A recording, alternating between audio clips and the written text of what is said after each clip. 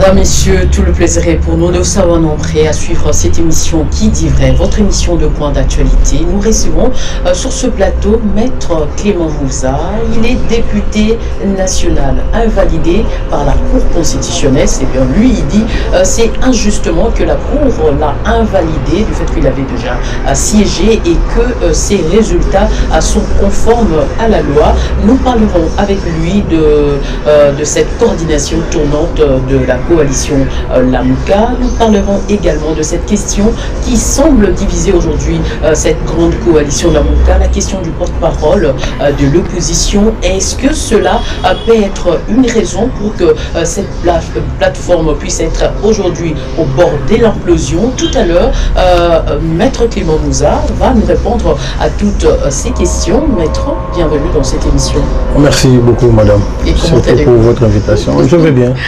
Et comment déjà se porte votre dynamique, Clément Mouza? Oh oui, ben, on se bat, nous sommes dans les combats. Et vous savez que dans ces pays, le combat est toujours perpétuel. Donc, toujours dans les combats, on essaie de s'organiser. Je pense que jusque-là, ça marche parce qu'il y a un leader fort à la tête de la dynamique Clément Mouza. Et cette dynamique peut aujourd'hui se transformer en parti politique? Pas du tout, pas du tout. On en a déjà plus de 600. Donc, je suis membre d'un parti politique. Je suis membre d'un regroupement politique. Et au plus haut niveau, je suis membre de la Lamouka. Donc, pourquoi créer pas de créer un parti Non, politique. je pense que je dois contribuer à ce que... politiques de l'heure, je pense que... les draps des non, ça c'est l'égoïsme. Hein. Vous savez, moi j'ai toujours été non seulement transparent, mais je suis resté dans les combats pour les changements et pour le vrai changement. Donc, ça ne m'intéresse pas trop. Je pense que je suis obligé de donner ma touche. Je suis obligé de donner ma contribution dans ces combats avec les autres parce que je ne sais pas laver la figure avec un seul doigt. Donc, vous voyez que c'est nécessaire que je sois aux côtés des autres. Voilà. Ce genre de langage, on en a déjà attendu, donc attendons voir à la longue qu'est-ce que ça pourrait nous réserver si Clément Mouza ne mettrait pas en place un parti politique. Mais qu'à cela ne tienne, Clément Mouza, aujourd'hui, où en est-on avec votre démarche au niveau de la Cour constitutionnelle pour vous les invalider? Nous sommes dans un pays, par moment, nous avons l'impression que nous marchons par la tête et non avec nos pieds. Parce que c'est quand même incroyable dans ces pays où d'abord les élections sont mal organisées, malgré tout on a un résultat et la Cour constitutionnelle fait la honte de la justice congolaise à travers ses arrêts uniques. Malgré tout ça, nous avons eu l'impression que les gens ont cautionné cette injustice, mais moi je pense que le combat n'est pas fini. D'ailleurs, dans les jours à venir, je pense que je vais même porter plainte contre certaines autorités administratives parce qu'on ne peut pas comprendre dans un pays des droits, dans un pays qui veut être un véritable état des droits, interdire à un greffe de réceptionner une requête. C'est incroyable, c'est inadmissible et nous ne savons pas pour des raisons politiques, pour des raisons privées, mais les droits doivent primer surtout. Donc, si vous allez au greffe, vous ne serez pas en mesure de déposer une requête. Mais quelles sont les raisons qu'on avance? Il n'y a pas de raison, tout simplement parce qu'il y a eu un ordre. Et on ne peut pas exécuter un ordre manifestement illégal. Donc, dans les jours à venir, nous aurons un feuilleton et vous allez vous rendre compte qu'il y aura des autorités administratives qui vont être mises en accusation, tout simplement parce qu'ils n'ont pas voulu obtempérer à l'exigence ou aux exigences de la loi. Et aujourd'hui, vous n'envisagez pas trouver une réponse politique à votre démarche? Mais pourquoi vous voulez seulement une réponse politique? Parce que nous sommes dans cette lutte-là de la vérité des urnes. La vérité des urnes ne concerne pas seulement M. Fayulu.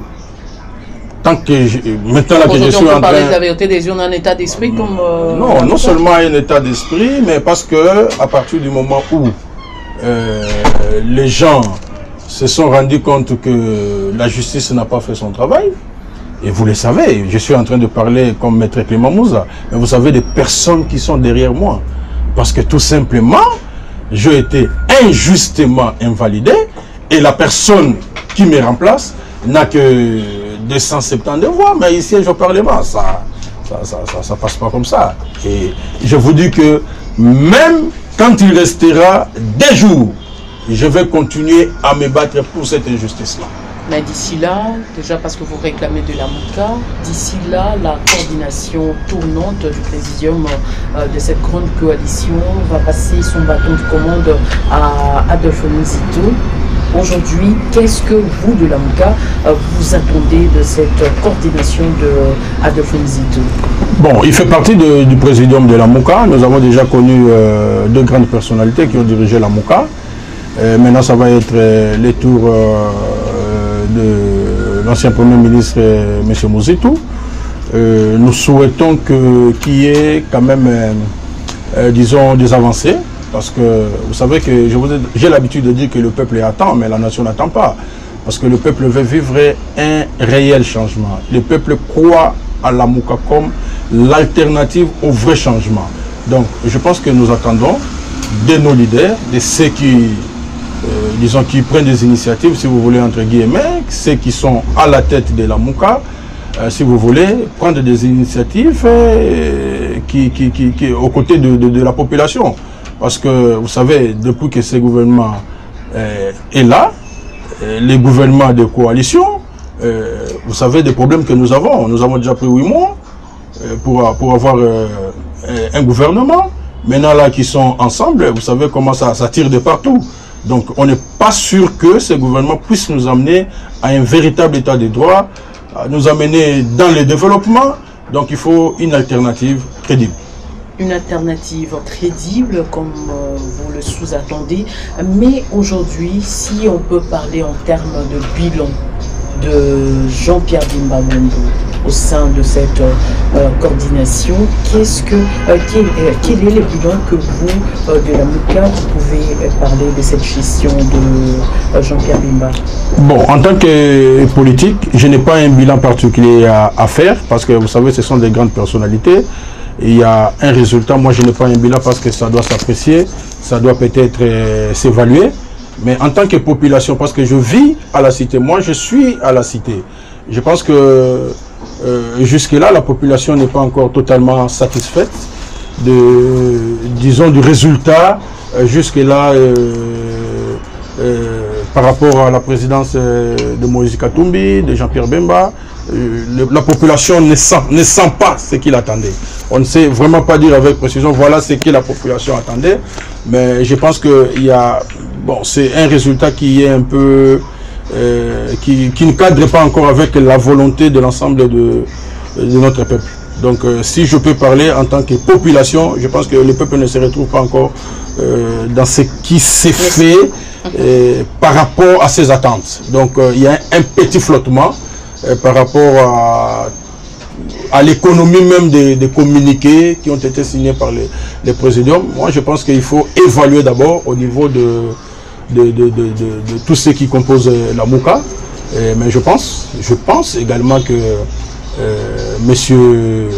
Muzito qui va venir, il tiendra compte de tous ces éléments et peut-être que nous pouvons prendre aussi une grande vitesse par rapport à ça. Et sa gestion, parlons un peu de la gestion de ces 3 mois au sein de cette coordination de Jean-Pierre Bemba. Dans le fond, qu'est-ce que vous voulez à ce que Jean-Pierre Bemba puisse faire? Non, je ne veux pas dire que non, je veux à ce qu'il fasse ça. Non, je dis en tant que population, parce que vous savez, lorsqu'on est homme politique, il faut plus écouter. Vous lisez les communiqués de la MOUCA, vous avez l'impression qu'on demande la mobilisation, mais on sent que cette mobilisation-là flotte. Hein? Nous sommes obligés par moment de répondre à l'appel du CLC, et de cette façon-là, moi je trouve que nous sommes politiques, je pense que nous devons prendre les devants. Le CLC pouvait se greffer aussi à nous. Comme nous, on pouvait aussi faire le faire. Mais jusque-là, on a senti seulement depuis le 30 juin, je pense, il n'y a pas eu une manifestation de grande envergure où on pouvait vraiment porter ce combat-là pour la vérité des urnes ou pour demander autre chose que ça. Mais qu'est-ce que, pendant ces moments, qu'est-ce que vous aviez voulu à ce que Jean-Pierre Bemba puisse faire, par exemple? Non, dans son il est notre leader. Il est notre leader. Lorsqu'il y a des situations où nous ne sommes pas d'accord, où nous ne nous retrouvons pas, on peut le dire à haute voix. Donc ça ne pose pas un problème. Mais notre leader, il restera notre leader. Seulement, nous disons que ça doit s'évaluer. Mais la population qui pense autrement. Donc il faudra peut-être des explications. Pourquoi ça n'a pas été fait? Pourquoi telle chose n'a pas été faite? Je pense que ça peut... Ce sont des leaders, ils savent comment gérer la population. Mais ce qui s'est dit au niveau de la population, nous sommes en droit aussi de le dire. Pour qu'il y ait quand même une certaine évolution à l'avenir. Aujourd'hui, Mozito va prendre la coordination de la MOCA, mais dans une situation un peu compliquée. Hein. Aujourd'hui, il y a un problème au sein de cette coalition la MOCA. On le constate, même si vous de la MOCA, vous ne voulez pas le dire tout haut. On constate qu'il y a un sérieux problème. Le problème en question, c'est la question du porte-parole de l'opposition au niveau de l'Assemblée nationale. Aujourd'hui, honnêtement, hein, vous êtes de cette coalition, qui est habilité aujourd'hui à prendre la gestion de la gestion du porte-parole de l'opposition? Et aujourd'hui, si aujourd'hui on arrivait à donner l'un ce poste au niveau de la coalition Lamouka, est-ce que c'est la cadre avec votre combat de la vérité des urnes? Bon, merci d'abord. La question est fondamentale. Elle est même plus qu'importante. Parce que vous savez que nous sommes allés aux élections et vous connaissez les résultats, comment les élections se sont organisées jusqu'à arriver au niveau de la Cour constitutionnelle et la honte que le pays a obtenue de cette Cour à travers ces arrêts. Mais aujourd'hui, parce que vous parlez de la question du porte-parole de l'opposition, je pense que c'est même la vie de l'opposition, entre guillemets, qui est mise en danger. Parce qu'aujourd'hui, c'est vrai que les camps Katumbi revendiquent ces postes institutionnels, si vous voulez, de la représentation de l'opposition par celui que vous appelez, comment vous l'avez encore appelé, le porte-parole de l'opposition. Il n'est pas le chef ou il ne sera pas le chef de toute l'opposition. Ça, il faut qu'on soit clair.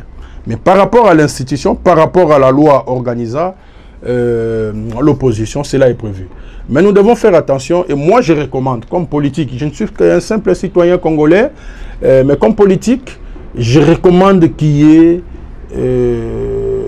discussion.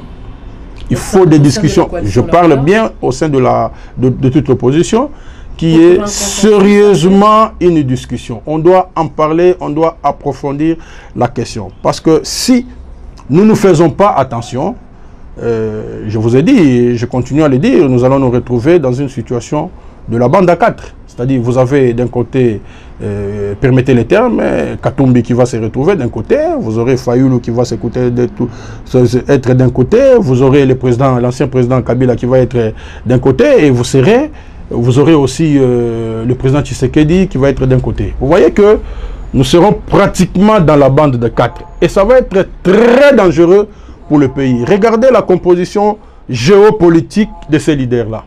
Vous avez l'Ouest, vous avez l'Est, vous avez le Nord, vous avez le Centre. Ça va être très, très compliqué dans l'avenir. Parce que vous aurez des alliés de tous les côtés. Et ne pensez pas que quand vous avez un allié de l'Ouest, vous êtes de l'Est, c'est déjà du clivage. Et vous allez voir qu'il y aura pratiquement ce que nous avons connu à l'université à l'époque, le bloc Est-Ouest, des tristes mémoires. Et je pense que c'était après le discours du feu maréchal Mobutu que nous avons vu cette température-là baisser. Maintenant, ça augmente. Donc, je pense qu'aujourd'hui, ceux qui pensent que, parce que c'est de lui qu'il s'agit, que le président Moïse doit nécessairement briguer ces postes-là de porte-parole. Parce que je suis en train d'analyser, madame. Parce qu'il a le plus grand nombre de députés. En ce moment-là, les autres vont considérer qu'il ne porte-parole que pour ces députés-là. Et vous verrez qu'il y aura des théories qui vont se développer. Non, il s'est rapproché du pouvoir. Non, il a fait ceci. Tout ça, c'est pour fragiliser aussi l'opposition. Nous avons connu un temps où Jean-Pierre Bemba ou quelqu'un d'autre pouvait être aussi les chefs de file d'opposition. Disons le porte-parole. Mais cela n'a pas été fait. Tout simplement parce qu'on était dans un combat où On prétendait que, c'est à tort ou à raison, que c'est le fait, Étienne Tshisekedi qui avait gagné les élections et qu'il n'y avait pas nécessité qu'il y ait... Donc il y a eu beaucoup de calculs politiques. Maintenant là, nous devons être aussi dans cette logique des calculs politiques parce que moi en lisant, je pense que c'est l'article 5, si j'ai bonne mémoire, de la dernière déclaration du présidium de la Mouka, ils ont réaffirmé que... Oui, ils ont réaffirmé leur engagement par rapport au combat sur la vérité des urnes et par rapport aux résultats des élections présidentielles du 30 décembre 2018 où ils contestaient les résultats proclamés. Donc à partir de là, il se pose également un problème. Vous pensez être vainqueur et en même temps vous réclamez un poste. Non, je pense que aujourd'hui nous sommes partis des élections qui n'étaient ni justes ni crédibles. Et cela a été confirmé par la Cour constitutionnelle. Nous devons suffisamment réfléchir. Parce que lorsqu'on est dans l'opposition, on ne va pas permettre les termes vaille que vaille. Et je ne dis pas que les autres vont vaille que vaille. Je ne fais que réfléchir. Mais les débats qu'il y a maintenant là au sein de l'opposition, je pense que ça peut nous permettre aussi d'aller, d'avancer, tout comme ça peut nous permettre de reculer, tout comme ça peut permettre à certains leaders de se en fait, ils ont déjà confirmé, mais peut-être se rapprocher davantage de la population. Donc, nous devons faire très attention et nous devons réfléchir. Mais si c'est là arrivé, je pense que nous aurons des choix à faire. Maintenant, là, c'est une analyse, mais je suis un individu. Je peut-être ma façon de voir aussi comme individu. Pour moi, franchement, je ne suis pas d'accord avec la désignation de ces porte-parole de l'opposition parce que tel a plusieurs députés. Non, pour le moment là, je ne suis pas du tout d'accord. Mais si un consensus est dégagé, je pense que c'est en ce moment-là où chacun pourra accepter de mettre de côté ses avantages ou sa compréhension pour l'intérêt général de tous. Donc apparemment on peut dire qu'il y a une hypocrisie qui ne dit pas son nom au sein de votre coalition. Non, l'hypocrisie c'est en fait... Parce qu'on dit une chose et son contraire. Non, non, moi je n'ai pas, je suis en train de donner mon analyse à moi. Donc si jamais il y a une hypocrisie, à partir de cette analyse, 2-3 personnes peuvent se dire que non, il a raison peut-être à 2% et qu'on peut toujours l'enrichir, mais pour moi, je ne suis pas d'accord pour que maintenant là, que nous puissions aller avec le porte-parole de l'opposition de la manière dont cela se conduit maintenant là. Mais il faut qu'il y ait un consensus sur ça. Et je pense que le débat n'est pas encore trop ouvert par rapport à cette question. C'est plus les députés qui sont en train certains députés, si vous voulez, qui sont en train de mener, disons, ce processus-là. Mais si au niveau du présidium on arrivait à lever les options, je pense qu'en ce moment-là, on va essayer de trouver, de voir ce qui va se passer.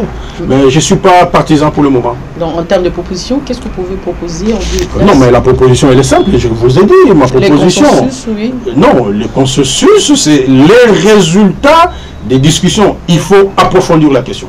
Approfondir la question. Aujourd'hui, la question de la loi portant statut des anciens chefs de l'État est sur l'actualité. Aujourd'hui, selon vous, comment interprétez-vous cette loi portant statut des anciens chefs de l'État, du fait qu'aujourd'hui, le président honoraire Joseph Kabila, il n'y a pas plus tard que son secrétaire permanent, le secrétaire permanent du PPRD, Ramazani Chadari, qui a annoncé officiellement le retour sur la scène politique de Joseph Kabila. Bon, ça va peut-être vous choquer, parce que lorsque on est en politique, on évolue. J'aime beaucoup le PPRD. Parce que, pourquoi je dois aimer le PPRD alors que moi je suis de la Mouka? C'est ce qui m'étonne. J'aime beaucoup le PPRD parce que le PPRD c'est une école. C'est une école politique. Il ne faut pas que les gens rencontrent des histoires lorsque, sur le plan des droits, sur le plan politique, il y a des principes. Les partis politiques n'existent que pour conquérir le pouvoir et pour l'exercer le plus longtemps possible. Il y a ces deux principes-là en politique. Aujourd'hui, le PPRD ou mieux, parlons du FCC, parce que c'est une grande machine politique, je vous dis, c'est une école. Nous sommes allés aux élections, ils ont perdu une partie du pouvoir, la présidence de la République. Oui.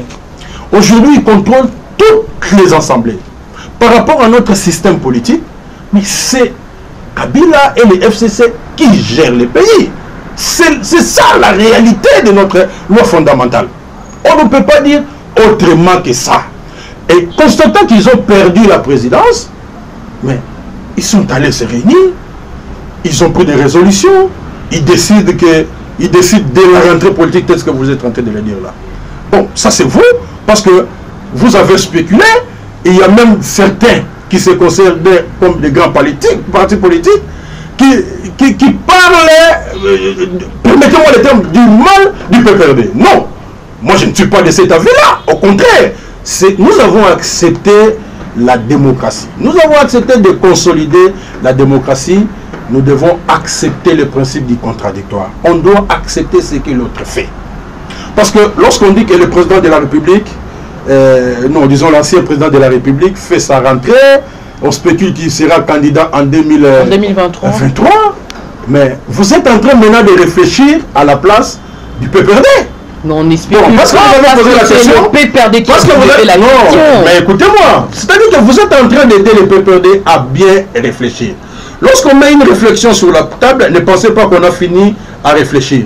Mais parce qu'il y a des critiques, parce qu'il y a des commentaires, mais les gens ont encore davantage de l'intelligence pour mûrir cette question. Mais voilà mon analyse à moi.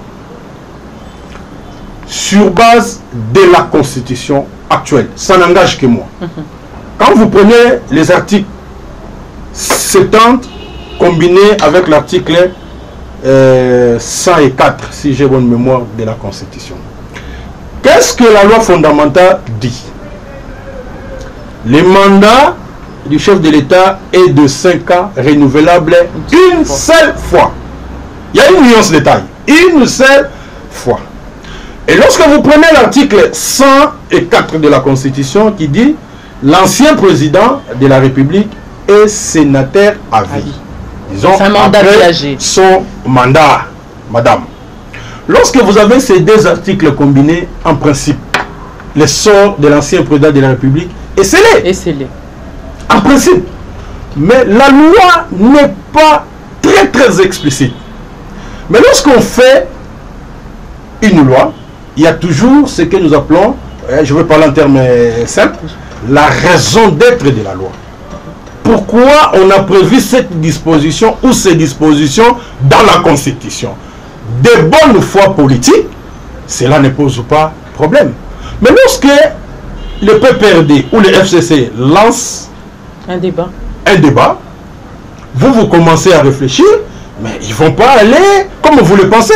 Pourquoi en politique on doit avoir une majorité? Ils ont la majorité et aux assemblées provinciales, et au Parlement, et au Sénat. Mais pourquoi on doit avoir une majorité? Il suffit seulement parce que là vous avez donné de l'intelligence au PPRD. Moi je donne aussi cette intelligence-là parce que le débat est engagé. Le PPRD a une majorité. Mais à partir du moment où vous avez la majorité, mais la majorité c'est pour se servir politiquement. D'abord, c'est pour se servir politiquement. Qu'est-ce que le FCC va faire? On va faire sauter ces verrous. Vous pensez qu'on ne peut pas modifier cet article de la Constitution lorsqu'on a une majorité? On peut bien dire, mais le PPRD ou le FCC peut dire, écoutez, ah bon voilà, ils ont commenté dans tel sens, ils ont commenté dans tel sens. Je donne une formulation simple, générale, je ne sais pas, banale. L'ancien président de la République, sénateur à vie, peut se présenter comme candidat président de la République lorsqu'il a fini avec ses 2 mandats. Une formule comme ça. Mais dites-moi en quoi ça peut encore empêcher l'ancien président d'être chef de l'État. Lorsque on rend cette disposition-là claire. On a connu des dispositions ici. Des élections présidentielles à deux tours. Nous pouvons dire que notre constitution est taillée sur la mesure d'une personne. Il y a non seulement ce que nous lisons, il y a l'esprit de la loi.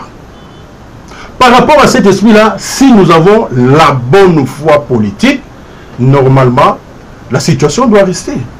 Mais lorsque on veut garder le pouvoir le plus longtemps possible, qu'on a déjà perdu une partie, notamment la présidence de la République, et qu'on a une majorité confortable. Dites-moi, qu'est-ce qui va empêcher si on arrivait à modifier? Ça va se modifier au Parlement. Mais il y a aussi que le chef de l'État dissout aussi cette Assemblée nationale. Madame, je fais une proposition. Vous savez, nous sommes dans une situation où nous sommes pratiquement à l'écart de la gestion. Mais à travers nos idées, nous sommes l'oreille, nous sommes le yeux aussi de la République. C'est-à-dire que nous n'allons pas laisser ceux qui ont la passerelle du pouvoir l'exercer n'importe comment. C'est comme ça que vous voyez qu'on se plaint de la rétrocommission, on se plaint de 15 millions, on se plaint des histoires. Tout ça, c'est une contribution pour que le pays avance parce que nous sommes Congolais.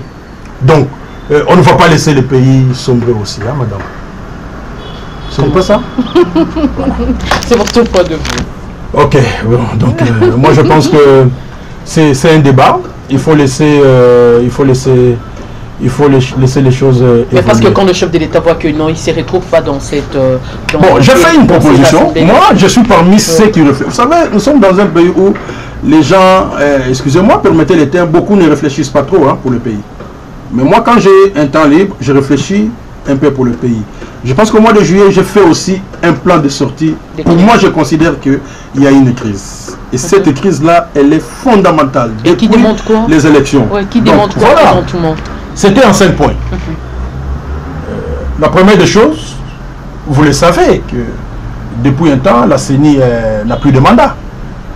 Mais rien ne s'est dit. Exactement. Moi, dans mon plan de sortie, je formulais des recommandations pour qu'on puisse réformer la CENI.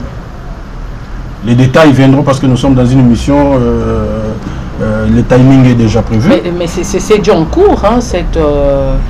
Mais je suis en train de vous dire ma proposition de sortie parce que moi, pour moi, ceux qui pensent que le pays va bien, tant pis. Mais moi, je considère qu'il y a une crise qui ne peut se régler que par rapport à ce que j'ai proposé. Peut-être que cette formulation ou cette proposition ne sera acceptée que par 0,001% des Congolais, mais c'est quand même une contribution. Allez-y avec votre... La deuxième proposition, je demandais à ce que la Cour constitutionnelle soit réformée, notamment ceux qui ont fait la honte de la République, à travers des arrêts que nous avons connus, et j'ai formulé des recommandations par rapport à ça. C'est vrai qu'en droit congolais, la démission c'est un acte volontaire, mais vous avez suivi la fois passée, il y a eu des manifestations. Avec le CNC? Oui, il y a eu des manifestations et nous avons répondu à cet appel-là comme Congolais, parce que nous avons vu que ce qui a été fait, c'était vraiment un préjudice pour l'ensemble du peuple. Donc, en droit congolais, la démission est volontaire, mais les gens ne veulent pas le faire. Je pense qu'on va les pousser à démissionner. Donc, nous avons demandé la réforme de la Cour constitutionnelle, mais à la fin, nous avons dit au président de la République, maintenant là, il ne sait pas le faire. Ne pensez pas qu'il ne voit pas les choses. Ne pensez pas qu'il ne comprend pas les choses. Non. Nous lui avons demandé formellement, au mois de janvier, si vraiment il aime ce pays, de dissoudre toutes ces assemblées.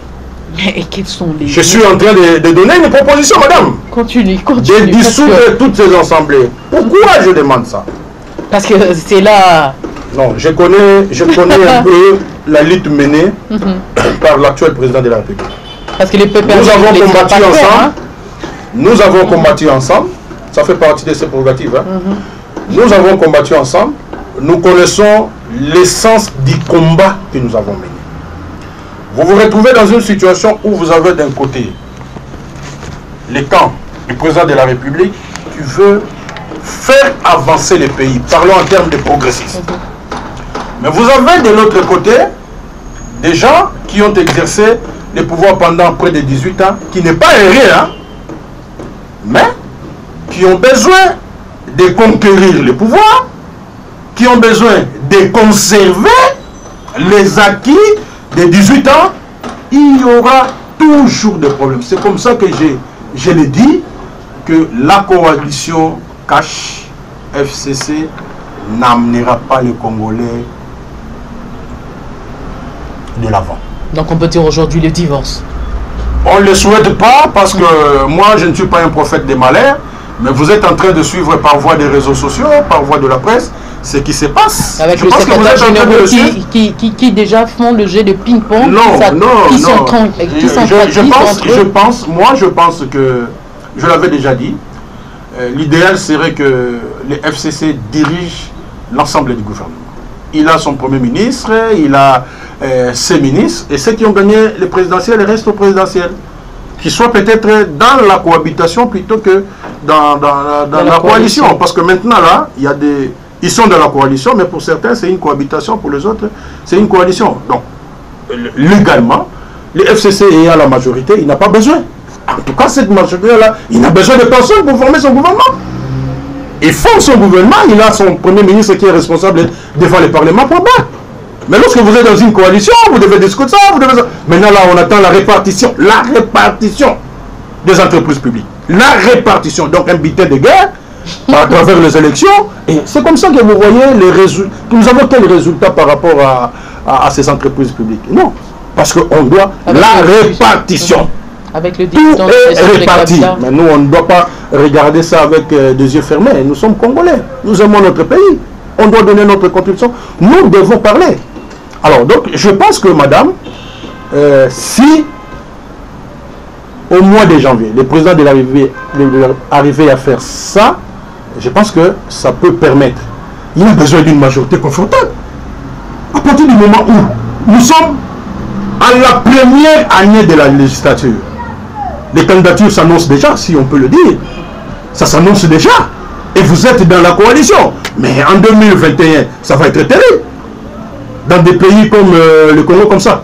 Vous avez dans le gouvernement, vous avez 2 candidats ou 3 candidats dans le gouvernement, dans la coalition. Mais le peuple verra du noir. Donc c'est pourquoi, moi je pense que nous devons, s'il peut prendre ces risques-là, ça peut permettre au pays de décoller. Parce que tout le monde sait comment les élections se sont organisées. Hein, je suis le meilleur élu de l'opposition dans ma circonscription de Tchamo. Qui se retrouve dehors? Dehors de l'hémicycle. C'est ça le Congo. Mais honorable, restons un peu dans cette question du divorce de FCC et Cash. Est-ce qu'aujourd'hui, accuser un parti politique d'entretenir un milice est une infraction? Bon, écoutez. Vous savez, moi je vous ai dit ici que le PPRD était une école. Regardez le comportement de ce que vous appelez un grand parti politique. Regardez le comportement depuis presque 10 mois ou 9 mois. Depuis le mois de janvier jusqu'à aujourd'hui. Regardez vous-même comment les gens se comportent en véritable concurrent. Moi, j'ai suivi un secrétaire d'un grand parti politique, il faut qu'on l'appelle comme ça, de l'UDPS. Parce que l'UDPS, moi, je vous dis, c'était la fille aînée de l'opposition. Tout le monde sait ce que l'UDPS a fait dans ce pays. Il faut vraiment être en dehors de la planète pour ne pas reconnaître. Lorsque un secrétaire dit, selon les propos que nous avons suivis dans les réseaux sociaux, que nous attendons les mots d'ordre du président de la République. C'est révoltant. C'est révoltant. Le président de la République ne doit plus être considéré comme membre de l'UDPS. Il est Lamouka, il est UDPS, il est FCC. C'est très grave. Donc aujourd'hui, on peut dire que le secrétaire est en train de mettre... Nous sommes dans une situation où le père et la mère sont déjà en séparation des corps. Les enfants ne le savent pas encore. Ah bon. C'est lorsqu'ils seront et qui est le père, qui est la mère? Devant les tripins et qu'on va constater qu'il y a destruction irrémédiable de l'union conjugale, on prononcera les divorces. Et en ce moment-là, ils sont divorcés. Voilà, on est dans cette situation. On est dans cette situation. Parlons un peu budget. De 7 milliards à 10 milliards. Aujourd'hui, le budget de la République démocratique du Congo satisfait quand même une frange de la population. Donc, ça rejoint quand même les attentes de vous, le politique. Oui, nous avons quand même des inquiétudes. Comment vous savez, c'est vraiment 180 degrés. De 7 milliards à 10 milliards. Bon, 10 milliards, ça représente quand même quelque chose par rapport au budget passé. Mais vous savez, entendre voir, ça fait 2. 10 milliards, ce n'est pas que dans ma caisse, dans la caisse de Clément Mouzé, il y a 10 milliards qui met à la disposition de l'État. Il faut les chercher. Il faut les chercher. Je pense que le gouvernement doit travailler. Mais c'est déjà quelque chose que nous devons apprécier.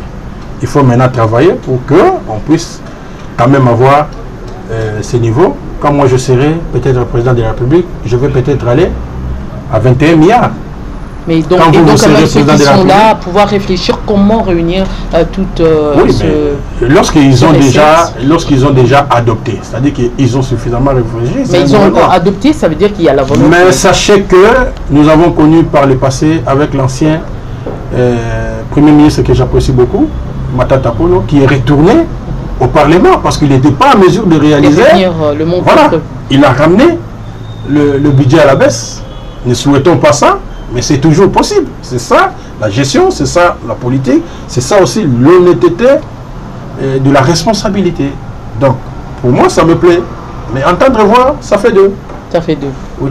Au moment où on sait que la RDC n'est même pas en mesure, à la capacité peut-être de réunir 50%, parce que dans tout le budget qu'on a vécu, il y a 50% du budget que la RDC en elle seule est en mesure de réunir, mais non, 50% viendra. Je me rappelle de l'ancien président Mzé Laurent qui disait, mais les 10 milliards, moi je peux les trouver en 2 jours. Ce n'est même pas un budget d'un pays comme...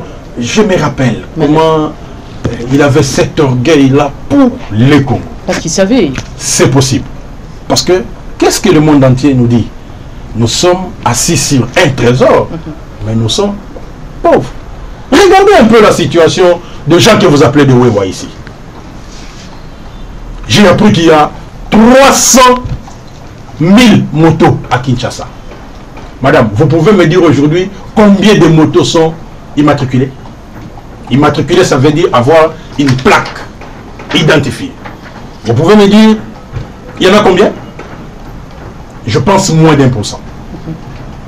Je pense moins d'1%. S'il y a des experts, ils peuvent m'aider. Parce qu'ils vont quand même suivre cette émission. Je pense moins d'1%. Ça, c'est pas l'argent jeté? Dans quel pays au monde vous avez vu une moto rouler sans plaque d'immatriculation? C'est l'insécurité. À qui revient la faute? Mais l'État congolais, il nous met en insécurité. Il nous met en insécurité. Regardez, on a eu l'histoire de Ketch ici. La police a quand même fait un effort, il y a eu des trucs. Ça se gère quand même. Il y a d'identification. Non, ça se gère quand même. Mais aujourd'hui, ces gens que vous appelez les Wewa. Mais non, normalement, les ministres du transport, en me suivant, mon émission ici, doit décider. Ils prennent arrêté, ils disent, vous ne pouvez pas rouler sans plaque. Ce n'est qu'un rappel parce que la loi est claire. Parce que plusieurs dégâts, sont commis par... Pourquoi on doit arrêter un taximan, un simple chauffeur, un particulier, parce qu'il n'a pas de plaque et on doit laisser un moto, une moto, je ne sais pas comment vous allez appeler le motocycliste, rouler sans plaque. Madame, plusieurs dégâts. Je dis sans plaque. Regardez, je pense que... Rapidement, maître. Regardez un peu. Madame, faites un jour un petit tour dans les hôpitaux, vérifiez les dégâts causés par... mais déjà, pas plus tard qu'avant-hier, on a connu plusieurs dégâts commis par ces motocyclistes. Pour vous rappeler avec ça, on a incendié mais ça, c'est une manifestation. Ça, c'est une manifestation de non-État. L'État doit nous imposer les choses. Mais pourquoi la loi est dure? Mais c'est la loi. Lorsqu'on dit que la moto ne peut rouler qu'avec une plaque identifiée, mais vous laissez des motos rouler à sens unique, c'est pas... Et les vies des gens sont mises en danger. Et l'État regarde. Et on arrive même à incendier. Et des gens ont en difficulté de transport. Peut-être ils ne savent pas les bus coûtent combien. Peut-être ils ne le savent pas. Combien ça a coûté aux contribuables congolais? Combien ça a coûté au gouvernement? On incendie un bus. Hier, j'ai appris encore que c'est un bus Esprit de Vie qui a été incendié. Non, moi je pense.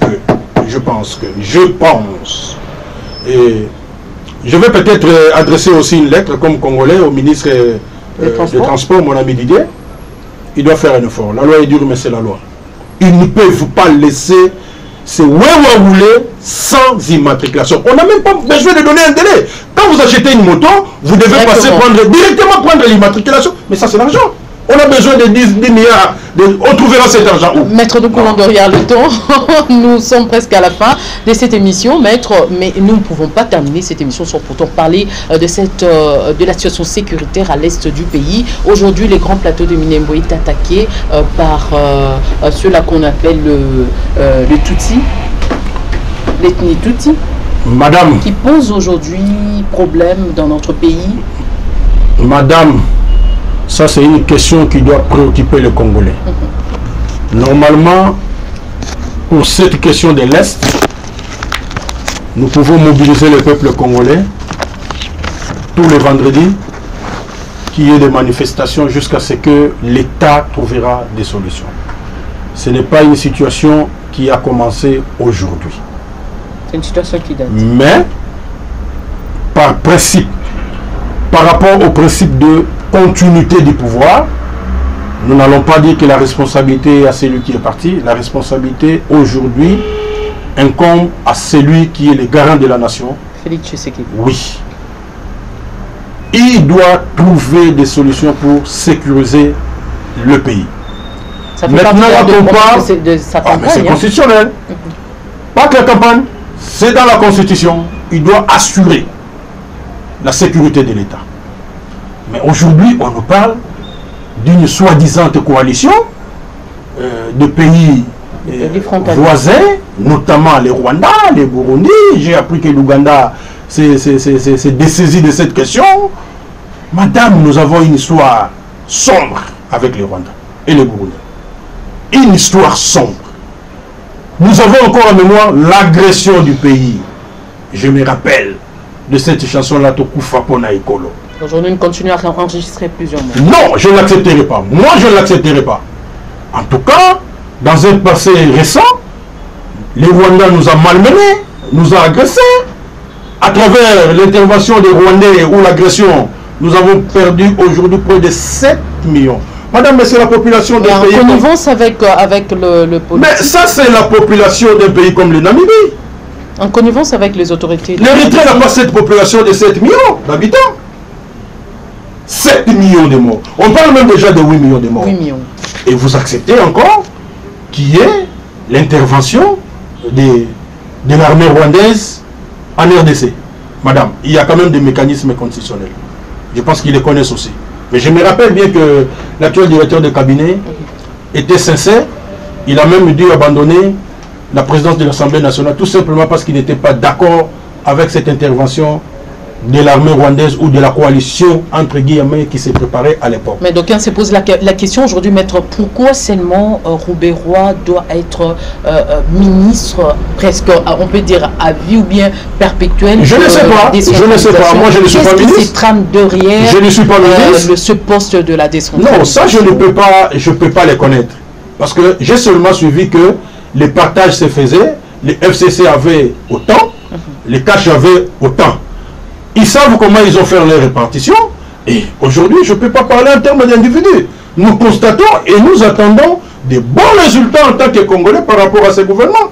Tant qu'il n'y aura pas de bons résultats et qu'ils vont nous amener dans des histoires que nous considérons déjà comme une mise en danger. Non, on va s'y opposer. Comme maintenant, là, je ne suis pas d'accord. Je demande au président de la République. Aujourd'hui, Minembwe est annexé au Rwanda. Je ne suis pas, je ne suis plus au Parlement. C'est-à-dire maintenant, là, la seule façon pour moi de contribuer au développement de mon pays ou éventuellement à la sécurité, c'est de parler par voie des médias. Et je recommande au président de la République de ne pas accepter ces histoires-là. Nous avons une armée forte, aujourd'hui classée parmi les meilleures forces de l'Afrique. Et je pense que tout ce que nous pouvons faire, c'est de soutenir d'abord moralement nos troupes, parce que nous sommes chrétiens, nous allons les soutenir aussi. Et dans la prière, et au gouvernement, de mettre les moyens nécessaires. En même temps, si les moyens que nous puissions négocier avec toutes ces milices, nous le faisons, c'est l'engagement du pays à travers celui qui représente la nation. Mais lorsqu'ils vont dans une direction où nous sentons la mise en danger, nous disons tout de suite, monsieur le président de la République, il y a un danger qui guette la République. Nous sommes prêts à la fin. Votre dernier mot? Les derniers mots, nous sommes, lorsqu'il y a des crises post-électorales, cela ne se règle que par un dialogue. Ce que je peux demander au président de la République maintenant là, parce que c'est bien lui qui est le garant de la nation, le garant du bon fonctionnement des institutions, c'est lui qui représente la nation, de consulter. qu'il consulte ses pairs de la coalition, c'est-à-dire le FCC, qu'il consulte le cash, et lui-même, dans son discours de prestation de serment, il a tendu la main à la Mouka. Nous ne devons pas avoir honte de se parler. En politique, le dialogue doit être une vertu. Le pays va mal.